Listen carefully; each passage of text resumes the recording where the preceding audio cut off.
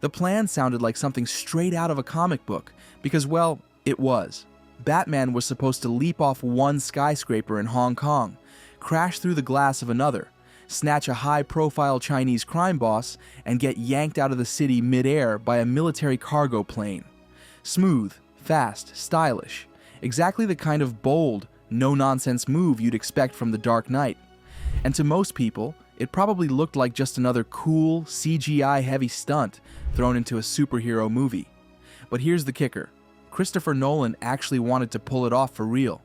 Now, that's not something you hear every day, especially in an era where green screens and digital wizardry are everywhere. But Nolan wasn't about to let this movie be just another flashy, effects-heavy spectacle. Instead, he and his crew decided to take a very real, very risky approach. Picture it. 2 helicopters flying through the air over Hong Kong, one holding the stuntman by a cable, the other tailing behind with the camera. It took them weeks just to figure out how to make that happen safely. Wally Pfister, the film's cinematographer, talked about how insane it was, figuring out how to dangle a man from a chopper while another flew dangerously close behind, all just to capture a few seconds of footage. But that was the point. Nolan didn't want Batman to feel like just another guy in a suit, zipping through a video game world. He wanted him to feel grounded, gritty, and believable, like a real person doing real, dangerous things. Something closer to a street-level cop thriller than a glossy superhero flick. Think The French Connection or Serpico, not Speed Racer. And honestly, it couldn't have come at a better time. Audiences were starting to get tired of all the over-the-top digital effects. Superheroes were everywhere, usually in flashy suits, zipping through cities that looked more like video games than real places. But The Dark Knight flipped the script. It went darker, grittier, and more grounded. It made you wonder, what if a billionaire actually did go out at night, risking his life to fight crime with military-grade gear and his moral code? Christopher Nolan had a vision, one that didn't involve flashy CGI explosions or superheroes flying through the sky like cartoons. Instead, he wanted something grounded, something that felt like it could happen. So he took that serious, gritty vibe and wrapped it in a cape and cowl, then projected it onto the biggest screen possible. Literally. He became the first Hollywood director to shoot major scenes of a blockbuster using IMAX, the kind of screen most people had only seen showing ocean life or volcanoes. For Nolan, making things feel real hits harder than anything a computer can generate. But that kind of realism doesn't come cheap. The Dark Knight had a jaw-dropping $180 million budget riding on it. After the financial belly flop that was Speed Racer, Warner Bros. Really needed this one to land. This wasn't just another superhero flick, it was their summer lifeline. Nolan had a whole approach behind the madness. He called it the theory of applied Batmatics. It boiled down to this: stick to what's real for as long as it makes sense, and only lean into the unreal when there's no other way. And even then, the trick was to make it feel like it wasn't a trick at all. No obvious tech, no visible strings. Because the second the audience realizes something is fake, the spell breaks.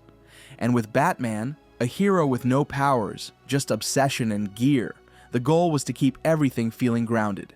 People got their first real taste of this when Nolan dropped a 6-minute IMAX preview before the movie even came out.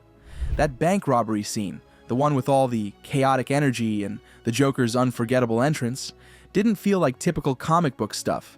It felt like something straight out of a gritty 70s crime thriller. Think Dog Day Afternoon or Heat, tense, unpredictable, and raw. But Nolan didn't pull that vibe off alone. He had Wally Pfister, his go-to cinematographer since Memento, by his side. Pfister grew up watching those old-school crime flicks, The French Connection, Bullet, The 7-Ups, movies where the action felt dangerously real. That's the energy they brought to Gotham, only this time through an IMAX lens built for nature documentaries. Instead of tracking whales, they were following a madman in clown makeup through a storm of bullets. Everything Nolan did in The Dark Knight was a step up from Batman Begins. That first movie laid the groundwork, how Bruce Wayne transformed into Batman, how trauma and purpose collided to create a symbol. But The Dark Knight took that setup and dropped it into chaos. Batman had changed the rules, and now villains were showing up who didn't play by any. Enter the Joker. Heath Ledger's Joker wasn't just a villain, he was a force of nature, wild, terrifying, unpredictable, and when you saw him towering 8 stories tall in IMAX, there was no escaping him. The usual Hollywood tricks couldn't hide anything. It felt raw, unsettling, like he might step right off the screen. Nolan didn't just revive Batman, he stripped him down to the core. No rubber suits, no cheesy gadgets, just a darker, grounded take that felt real. And then he shattered that reality on the biggest screen he could find. For the new Batman movie, they actually built a real Batpod from scratch. Massive tires, a beast of an engine, totally unlike anything you'd see on the road. Christian Bale tried riding it himself and quickly realized it wasn't your average bike. If you didn't handle it just right, it could throw you off. Only one stunt guy could really control it, but Bale wasn't about to sit on the sidelines. When he found out someone else was supposed to do the big stunt on top of the Sears Tower, he stepped in and said he'd do it himself. Risk or not, he wanted that shot. And it paid off. There he was, fully suited up as Batman, standing on the edge of one of the tallest buildings in the world. The IMAX shot was stunning. The cinematographer lit up talking about it. It looked like CGI, but it was all real. That's what made it so powerful. Nolan never wanted these Batman films to slip back into that campy, over-the-top zone. That's why he took his version of the hero out of the made-up cities and dropped him into real places, like Hong Kong. But working in the real world came with its complications. The Chinese government wasn't exactly easy to work with. They didn't want helicopters buzzing over the skyline, and Nolan needed those choppers. He hated faking it, especially for the high-altitude IMAX shots. There was a reason he pushed so hard for practical footage. IMAX film wasn't just a little better than standard, it was massive. It caught every detail, every texture, every subtle motion. Digitizing it meant scanning every single frame in ridiculously high resolution, sometimes up to 8K, which made adding effects slow, complicated, and expensive. But eventually, even Nolan had to compromise. The big skyscraper jump, that one had to be CGI. The Chinese officials didn't budge, and there was no other choice. Still, not everything got the digital treatment. The plane grabbing Batman mid-air, that was real. And whenever they did resort to visual effects, they based them on actual footage. They added human quirks to the animation, little camera shakes, tiny scratches, intentional flaws. Nolan believed those imperfections brought life back to the image. Without them, everything felt too artificial. Now, telling a story this big, one full of rooftop battles, emotional spirals, and citywide stakes, meant Nolan needed the biggest canvas he could find. IMAX was it. These massive screens, built by a Canadian company that had been at it since the late 60s, offered the kind of towering visuals that pulled audiences right into the world. You're not just watching Gotham from a distance, you're standing on top of it. Most people would still end up watching The Dark Knight on regular screens. That's just how distribution works. But the scenes shot with IMAX, like the bank heist, the armored car chase, Batman's escape from Hong Kong, and the final showdown with the Joker, those would hit different. Even when cropped to fit a normal screen, they'd hold on to that extra sharpness, that immersive detail that came from being shot on film 10 times bigger than the usual stuff. The cinematographer, Wally Pfister, explained it in a way that made sense. It wasn't just about what you could see, it was about what you could feel. On those giant IMAX screens, the image wasn't constantly cutting and jumping. Nolan let the shots breathe.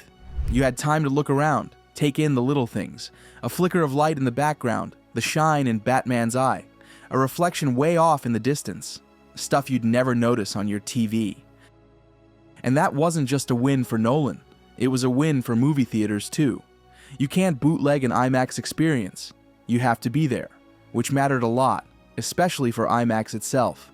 A few years earlier, the company had hit a rough patch, but they bounced back, striking deals that expanded their reach to over 300 theaters across 40 countries. And Warner Bros. Was all in, releasing The Dark Knight on nearly 100 IMAX screens, with thousands of traditional ones in the mix too. But shooting with those massive cameras, that was a whole different beast. Each one weighed over 60 pounds. Hauling them up to rooftops, cramming them into helicopters, even just getting them through a doorway. It was a full-body workout. One time, one of them even snapped its mount mid-shoot. The crew used to joke that if you moved too fast, the camera wouldn't follow. You'd go with it. On top of that, The film was ridiculously expensive, and there was only one lab in the world that could even process it. They had to reload every 3 minutes, which made it feel like being back in film school. Burn through your reel, then wait days to find out what you actually got. And the sound? Another headache. Those IMAX cameras were loud, so loud it made capturing clean dialogue a nightmare. Most directors just give up and fix it in post, but not Nolan. He hated the idea of dubbing in voices later. If the sound didn't match the moment, if the voice didn't line up with the face and body perfectly, it broke the reality for him. So he pushed to get it right there on set. Nolan never believed in trying to rekindle something months later and expecting the same spark. For him, filmmaking was all about being present, in the moment. That spark of magic that happens when someone's fully there. He didn't think a computer could fake that. And he definitely didn't think you could recreate those subtle touches of humor or tension after the fact, especially not the irony or that strange, twisted charm Ledger had. Nolan used to joke that he thought his movies were funny. No one else seemed to agree, but he always liked sneaking a little humor into the shadows. Still, that belief in tone, in feel, became part of the challenge, especially with a character like the Joker. Ledger's version wasn't some clown with punchlines. He was disturbing, unpredictable, and hard to even look at in certain scenes. Long before audiences saw the final cut, Nolan already had concerns. Not about the performance, but about how people would react. Would they be able to sit through it? Would they laugh nervously? Would they even be able to see the Joker without thinking about what happened in real life? And the weird thing? That eerie energy was there even before Ledger passed. Nolan remembered those first phone calls.